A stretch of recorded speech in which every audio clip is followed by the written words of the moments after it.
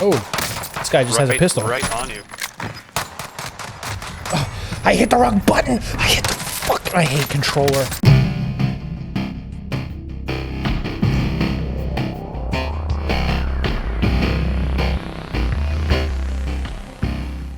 Hey YouTube, what the hell's going on? It's Frosty here with WKey Podcast, and I'm here to bring you a Warzone Loadout video. So we're not necessarily known for this, but it's something I felt like doing because I've been playing around and I wanted to get a video out. The recent Bruin nerf, or the recent 2 Bruin nerfs, I figured this was a good time to put a video out. If you guys like what you're seeing, like, comment, subscribe, share the video, and let us know, what you think in the comments below. The video is going to be about the PKM. So I'll be up front. I'm not the greatest Warzone player in the world, but I'm okay. I hover around a 1.5 KD, and admittedly, I'd like the footage in the background that's playing to be better as far as like getting massive kills and having a good game and getting a W with it. Unfortunately, in the 5 days that I was recording for this, I couldn't make that happen. So I'll try my best to put some good compilation of PKM kills in the background while you're listening to this video. But we're just going to go ahead and dive right in. I'm going to put the loadout that I use on the screen later in the video, so stick around for that. That can change, and you do have some flexibility with that as well. So I'm going to start off with some stats, and granted, these aren't stats that I've mined. They're stats that I've gotten from other places. Mostly, there's a Reddit user, Soren Gun. You can go check him out, or her, SORANGKUN. That's the Reddit username, and then there's also Zaboro Gaming. Is where I've got some of the stats as well, so you guys can go ahead and check those 2 areas out. So let me be upfront with that. I didn't really mine these stats myself. I'm just kind of compiling them based on my experience using the weapon. So we're going to go ahead and start with damage and range. So this is where the gun is somewhat unique. Its effective range is about 40 meters, but the drop after 40 meters isn't that large. 40 meters is, its quote unquote effective range, and then the damage drops slightly from 40 out, and then that's what it is from 40 to however far you can shoot it, essentially. When you compare that to like the Bruin now has 3 drop-off ranges, which I'll put that on the screen as well. So yeah, so that's one reason. So, its effective range, quote unquote, is 40 meters, but that doesn't really matter with this weapon, which is pretty nice. Headshot damage is pretty good as well. In the effective range, it's 46, and then once you're past the 40 meters, it's about 42. So the damage drop-off doesn't really change all that much, like I mentioned. And again, upper torso, 34, within 40 meters, 30 when your 40 meters are out. And then base damage in general is just 31 within the 40 meters, and then 28 the further you are out from that. Once you hit that 40 meters, it's 28. So again, damage drop-off isn't huge, which is good. It's helpful for this weapon.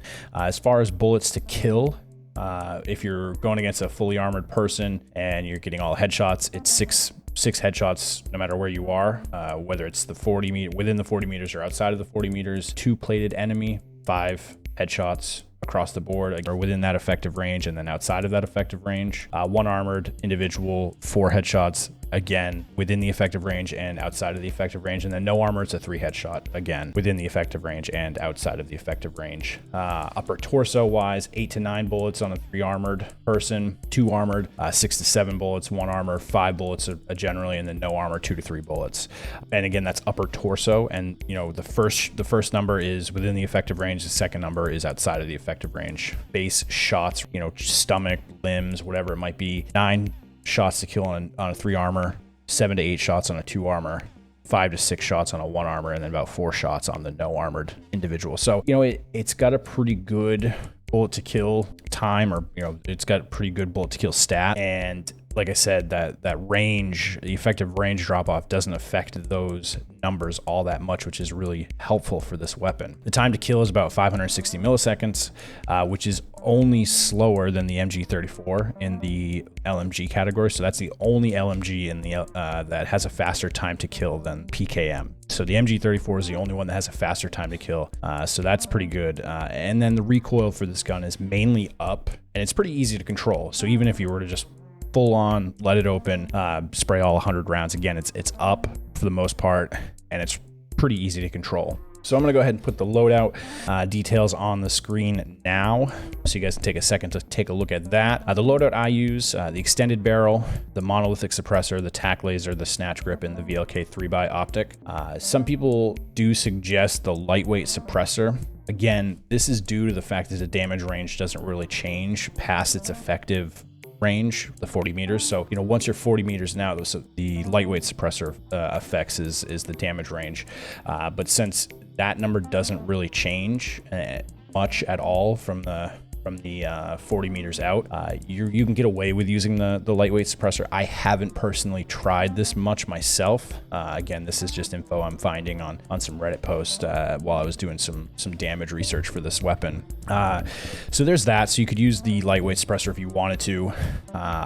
Again, I haven't used it, so I can't really say one way or the other how that works. And then the other thing you could do that I've done in the past is if you wanted to, you could swap out the tac laser for the Forge Tac Stalker stock. And what you lose, you lose some ADS speed, but you gain some aiming stability, and then you also have the boost to accuracy and control, much like the tac laser does. I haven't really noticed a whole lot of difference between the two, so I think it's really personal preference. You know, some people like that ADS, and so they want the tac laser because it helps with the ADS. I think it's about 2 frames faster with the tac laser. But yeah, so that's personal preference. The reason why I like this gun, I like it because it has a good damage range, and even past its effective, quote unquote effective range, the damage is still good. I mean, I've noticed it melts pretty decently. I mean, I would say it's not like what the Bruin was before the Bruin nerf. The Bruin before the nerf was just ungodly. It was on a whole different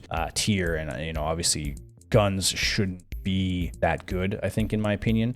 So it doesn't necessarily compare to Bruin pre-nerf, which is good in my opinion. No gun should really be at that point, but it does have really good damage at range.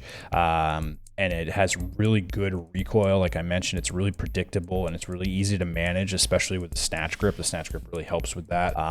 The 100 round base capacity is really nice. It's obviously much larger than any AR with an extended mag. So it's nice. It frees up an attachment slot for something else, so you don't have to use the slot for your mag increase. And then the other thing is it's different than what most people are using right now. That might change. As of now, the last few days, I have noticed more PKMs being used, which is good. I mean, that's the whole point. I like to see a change up in the quote unquote meta. I like to see some additional guns being used. And so for right now, the PKM, at least for the players that I'm going against and my friends that I'm playing with, the PKM isn't used a whole lot, which is nice. Like I said, I like that aspect of things.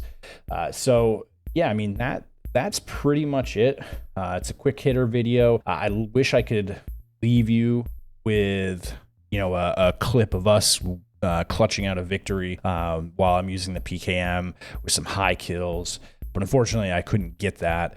It is what it is, so hopefully the video that's been playing in the background of PKM use can help convince you to give this weapon a try. I think it's a lot of fun to use. And, when I first started using it, I was actually really surprised at how quickly it melted people. If you're up close, it's definitely going to kill. The problem, though, with it is obviously the ADS speed is an LMG. So I do recommend using it with a SMG. That's how I've been using it. So that way, when you get into closer quarter combat or buildings, things like that, you'll be able to swap to that SMG to help in that scenario. If you want to go PKM sniper, that's up to you. In that case, I would probably swap out the VLK for a closer sight, like a GI mini reflex or the monocle, something of that sort. But that's just my opinion. Like I said, I'm using PKM and SMG, and I seem to like that quite a bit. But yeah, that's pretty much it for the video, guys. It's a quick video.